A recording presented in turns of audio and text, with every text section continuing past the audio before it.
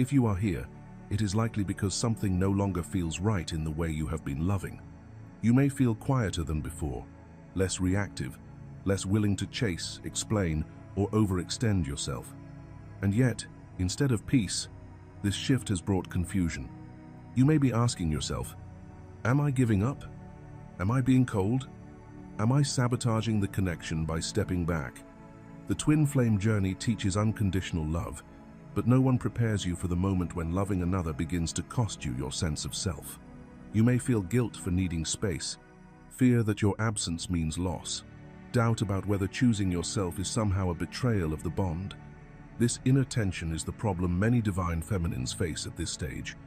Not external chaos, but an internal reckoning. A moment when your soul knows something must change, even if your mind does not yet understand how. In this video, we are going to redefine what divine feminine detachment truly is and what it is not. We will dismantle the illusion that detachment is punishment, manipulation, or emotional withdrawal. We will clarify why this phase is not about testing the divine masculine, but about ending self-abandonment. And we will explain why stepping back is not the same as shutting down. You will begin to see detachment as a sacred internal shift. A moment when the divine feminine remembers that unconditional love does not require self-erasure. That devotion without reciprocity drains the body, the heart, and the soul. If you feel a quiet pull to choose yourself, if you sense your energy turning inward, if you are wondering whether your absence is felt at all, this video will help you understand what is actually happening beneath the surface, energetically and spiritually. By the end of this video, you will no longer see detachment as something you are doing to someone else. You will recognize it as something you are finally doing for yourself. You will understand that every energetic shift you make sends ripples far beyond what the physical eye can see. That choosing yourself is not abandonment, it is alignment. And that when the divine feminine stops leaving herself behind, the entire dynamic begins to recalibrate. This understanding does not just bring clarity, it brings permission. Permission to rest. Permission to step back without guilt. Permission to trust that love does not disappear when you stop chasing it. If something in you has already begun to withdraw, not out of anger, but out of self-respect, this video will help you name it, honor it, and walk through this phase with awareness instead of fear. Stay with us. This is not the end of the journey. It is the moment the divine feminine finally comes home to herself. Number 1. The long road to detachment, carrying what was never hers alone. Divine feminine detachment is often misunderstood as sudden withdrawal or emotional shutdown. In truth, it is almost never abrupt. It is the natural outcome of prolonged emotional, spiritual, and energetic effort that has gone unseen and largely unreciprocated. Detachment does not arise from indifference. It arises from devotion that has reached its limit. For a long time, she was the one holding the energetic field together. She held space when conversations went silent. She sent love without assurance of return. She trusted the invisible bond even when the physical world offered no confirmation, no consistency, no movement toward embodiment. Her faith was not naive. It was disciplined. It was patient. It was rooted in a deep knowing that connection exists beyond words and distance. She became the stabilizer of the dynamic, the emotional interpreter of unspoken pain, the bridge between potential and reality. While the other remained fragmented, distracted, or avoidant, she anchored the frequency. She translated confusion into compassion, absence into understanding, delay into hope. Over time, this role became so familiar that she stopped noticing the cost. The exhaustion did not arrive as drama. It did not announce itself with collapse or conflict. It arrived quietly, through subtle signals in the body and spirit. A heaviness where there was once devotion. A pause where there was once pursuit. A stillness that felt unfamiliar but strangely honest. Then comes the moment of clarity. Not loud, not emotional, but irreversible. She sees that she has been leaving herself behind. That holding space for someone who refuses to hold space for himself is not unconditional love. It is self-erasure. It is spiritual bypassing disguised as patience. Love she realizes, cannot be sustained through one-sided containment. This awareness does not harden her, it grounds her. In that moment, detachment is not punishment, protest, or withdrawal of love. It is a return to self-respect, to energetic sovereignty, to truth. She understands that choosing herself does not mean closing her heart. It means no longer carrying what was never hers to heal alone. And so she chooses herself, not angrily, not defensively, but completely. If you felt a stillness settle in as these words landed, honor that pause. This is the space where the old pattern loosens its grip and something more honest begins to emerge. Detachment is not the end of love. It is the moment love realigns with truth. Before we move forward, take a breath and notice what has shifted inside you. If this resonates, gently support the channel by liking this video and leave a comment sharing what this realization brought up for you. Or, if words feel unnecessary right now, simply type, "I choose myself without guilt." This acknowledgement is not for anyone else. It is a quiet agreement between you and your soul as we step into the next layer together. Number 2. Coming home to herself, redirecting energy inward. Divine feminine detachment is often misunderstood, as if it were an act of withdrawal or emotional armor. But this is not a closing of the heart, and it is certainly not a punishment or a defense. She does not grow cold. She does not become unreachable. She does not shut down her capacity to love. What happens instead is far more sacred and far more powerful. She comes home to herself. This homecoming is not dramatic on the surface, yet it is seismic within. The love she once sent outward through constant thought, energetic reaching, silent hoping, and subconscious waiting begins to return to its source.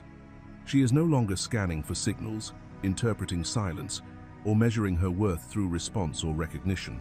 The habit of checking dissolves.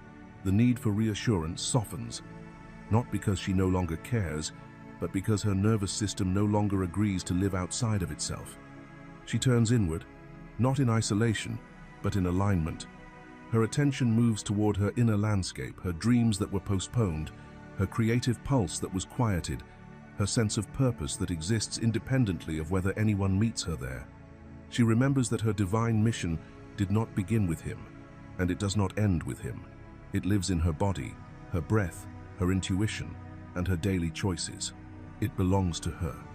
As this redirection happens, something remarkable unfolds. Her energy becomes contained, coherent, and self-sustaining. The leaks close, the chasing stops, the field around her stabilizes. And even if the masculine has not yet consciously identified what has changed, the shift is felt immediately on an energetic level. The absence of her reaching creates space. The return of her presence creates gravity. She is no longer oriented around being chosen, she is oriented around being embodied. This is not abandonment. This is self-reclamation. This is the moment she stops asking love to come from the outside and allows it to rise from within. And from this place, everything reorganizes. Number 3. Recalibration, remembering who she truly is. As her energy returns fully to her body, a deep recalibration begins, quiet, steady, unmistakable. This is not a mental decision or a forced mindset shift. It is a biological and energetic remembering. Her system starts to reorganize around truth instead of longing, around presence instead of anticipation, around self-trust instead of external validation. She releases, not with effort, but with readiness. She releases the ache of longing that once lived in her chest. She releases the habit of waiting for messages, for clarity, for permission to move forward. She releases the need to be seen in order to feel real. These releases do not come from bitterness or disappointment. They come from fullness, from a body that no longer tolerates self-abandonment disguised as hope. In this recalibration, memory awakens. She remembers who she was before the connection, her natural rhythm, her inner authority, her creative pulse. She remembers who she became through the connection, the depth it unlocked, the wounds it revealed, the strength it demanded. And most importantly, she remembers who she is meant to be, regardless of how the story unfolds. Her identity loosens from outcome. Her worth detaches from response. her future opens beyond a single narrative. This is not giving up on love. This is maturing into a form of love that does not require sacrifice of self, a love that does not ask her to shrink, wait, or disappear in order to be chosen. She no longer negotiates with her intuition. She no longer confuses intensity with destiny. What once felt like desperation softens into grounded peace. What once felt like longing transforms into devotion to her own becoming. Her waiting energy alchemizes into creation, into building, into expressing, into living. She pours herself into what nourishes her, her purpose, her vision, her embodiment. And from this place, she is no longer fragmented, no longer divided between who she is and who she hopes to be for someone else. Number 4. When the spiritual lifeline disappears, his awakening begins. The divine masculine is unprepared for this moment, not because he is incapable, but because he never imagined it would arrive this way. For so long, her energy was simply there, steady, forgiving, luminous. Her love flowed even when he withdrew. Her presence remained even when he resisted growth. Without realizing it, he came to rely on the consistency of her field, mistaking its permanence for something that would never change. When her energy withdraws, a void appears, not an absence created by rejection, and not a punishment disguised as silence. The void forms because something essential has shifted within her. She did not stop loving him. She stopped abandoning herself, and that single change alters the entire energetic equation. The world begins to feel different to him, colder, heavier, less enchanted. The ease he once moved through life with quietly disappears. Things that once flowed now require effort. Inspiration feels distant. Motivation falters. A subtle restlessness sets in, an ache he cannot name, a dissatisfaction no distraction can soothe. He may try to outrun it at first, to replace the feeling with noise, work, or external validation. But nothing quite fills the space. What he is experiencing is not heartbreak in the traditional sense. It is spiritual disorientation, because her energy was never just romantic affection. It was a living conduit, a stabilizing current, a reminder of something higher. Her presence anchored him to meaning, to possibility, to source itself. Even when he denied it, even when he avoided looking too closely, he was leaning on her connection to the divine. Her faith carried him. Her light softened his shadows. Her belief bridged the distance between who he was and who he sensed he could become. And now that bridge is no longer available for crossing unconsciously. The lifeline he never acknowledged is gone. For the first time, he is left alone with himself, with his patterns, with his fears, with the quiet truth he has been postponing. And while this moment feels destabilizing, it is also sacred. Because awakening does not begin with comfort.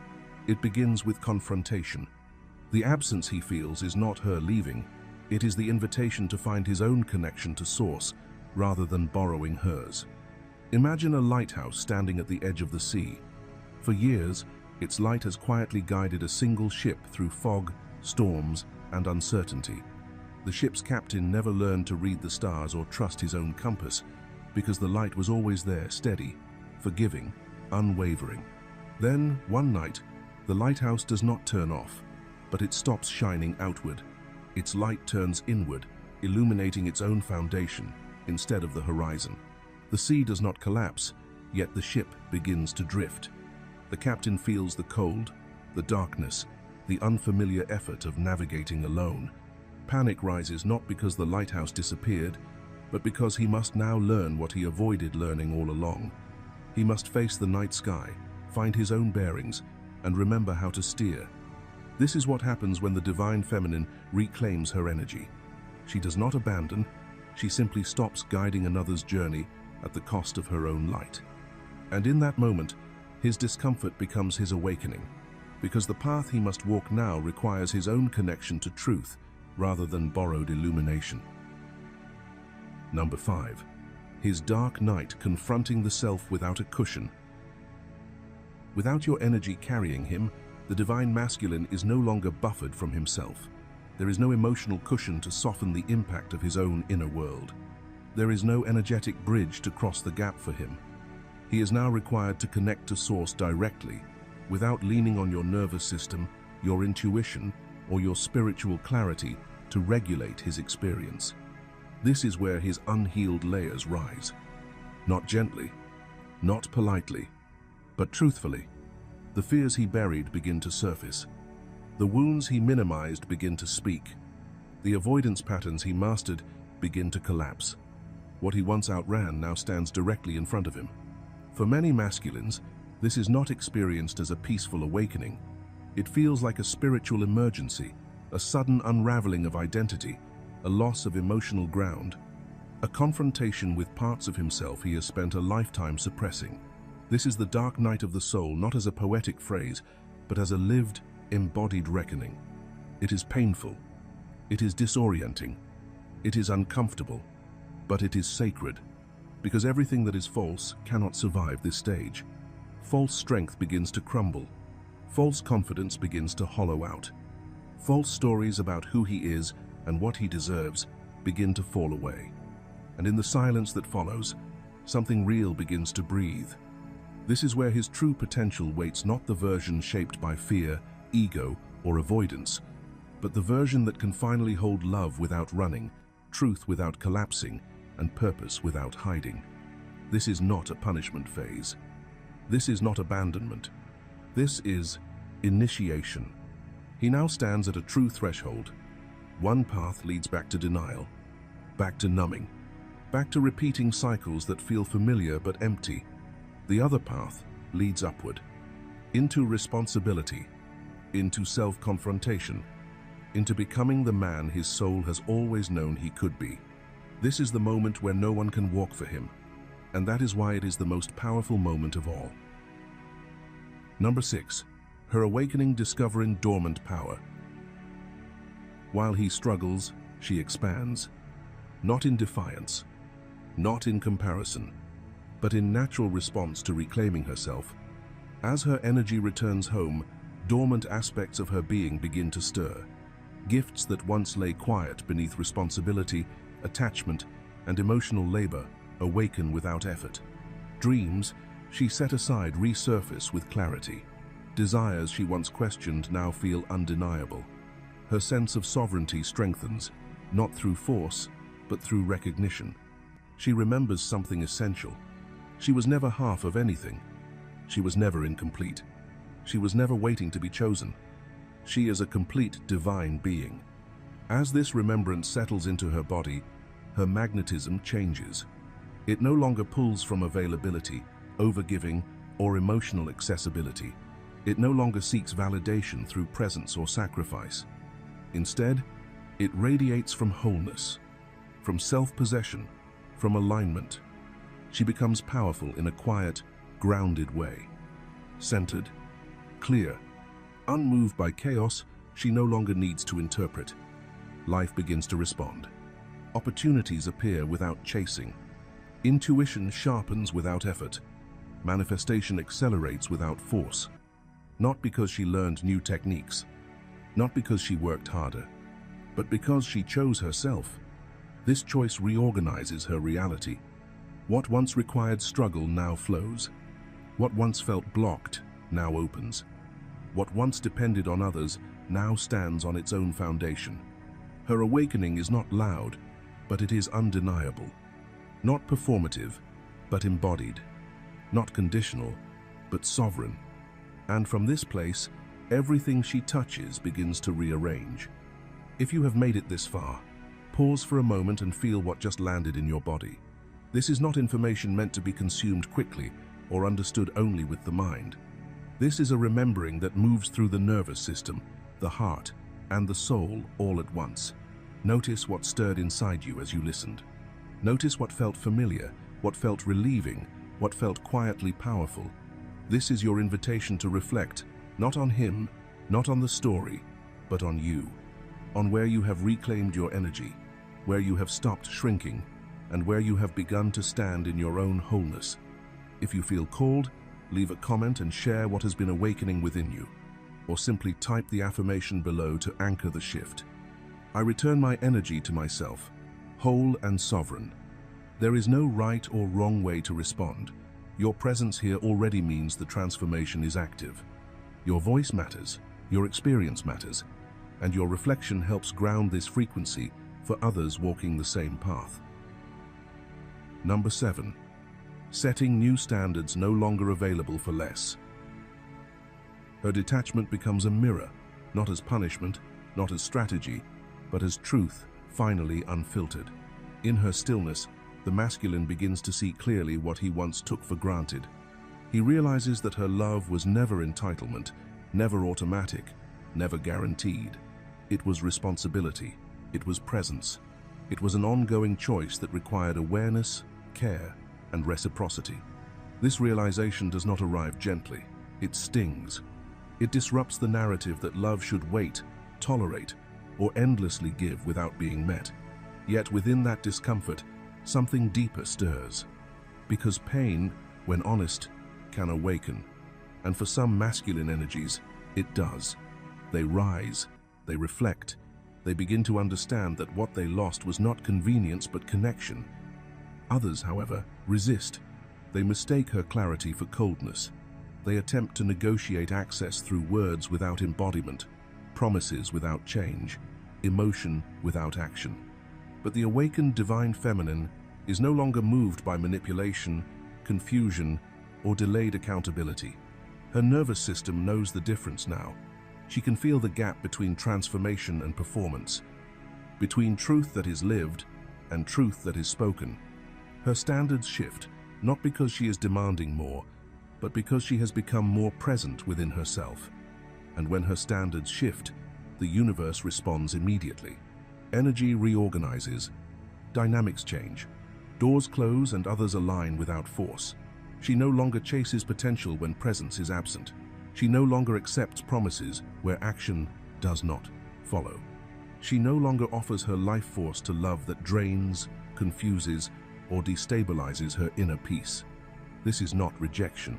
This is recognition. She recognizes her own worth not as a concept, but as a lived boundary.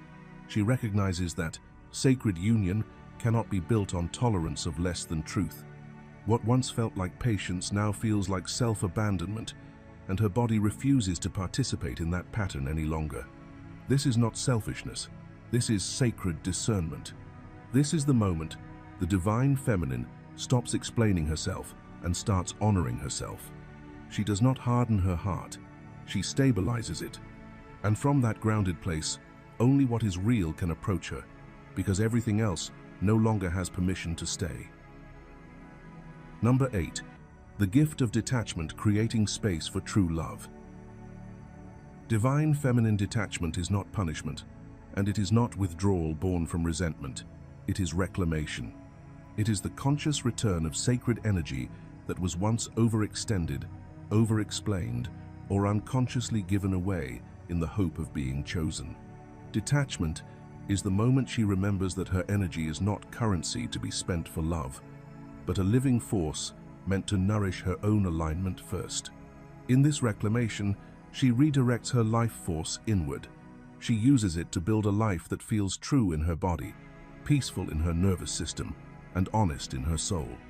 She no longer shapes herself around uncertainty or waits inside emotional limbo. Her days begin to feel fuller, quieter, and more grounded, not because she has less love, but because she has stopped leaking it. Detachment becomes a natural filter. It does not test, threaten, or demand. It simply reveals. Those who are capable of mutual growth remain present without being chased. Those who relied on access without responsibility fall away without confrontation. Nothing is forced. Nothing is taken personally. Energy tells the truth faster than words ever could. If the masculine is meant to walk beside her, he will rise not out of fear of loss, but out of recognition. He will meet her clarity with embodiment, not explanation. He will move toward her with action that feels steady, grounded, and real. There will be no need to convince, wait, or interpret mixed signals, because alignment does not require decoding. And if he does not rise, distance does not feel like rejection.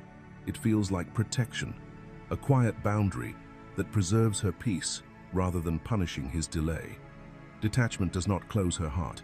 It keeps it safe from cycles that no longer match her frequency. She understands now that love without presence is not love, it is depletion. Detachment honors free will on both sides. It releases the need to control outcomes or timelines.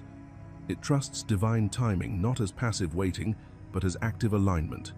She does her part by staying true to herself and allows the universe to do the rest. What is meant to meet her will do so without force, without chase, and without compromise of her inner truth. This is the gift. Space is created, truth has room to emerge, and love, when it arrives, comes not as chaos, but as resonance. Divine feminine detachment is not the end of love. It is the end of distortion.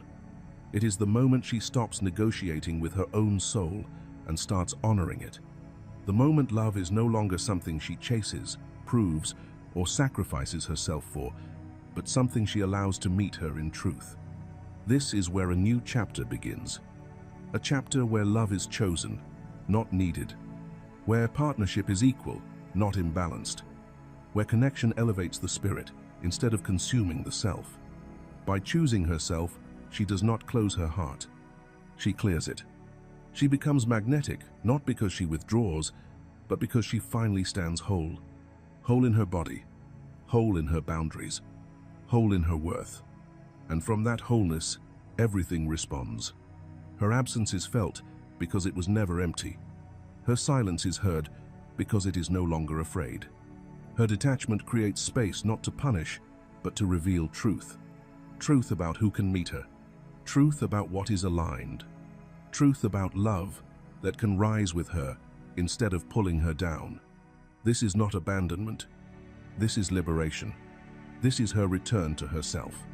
Her remembrance of who she has always been. Her embodiment of divine feminine power, soft, grounded, discerning, sovereign. So trust the process.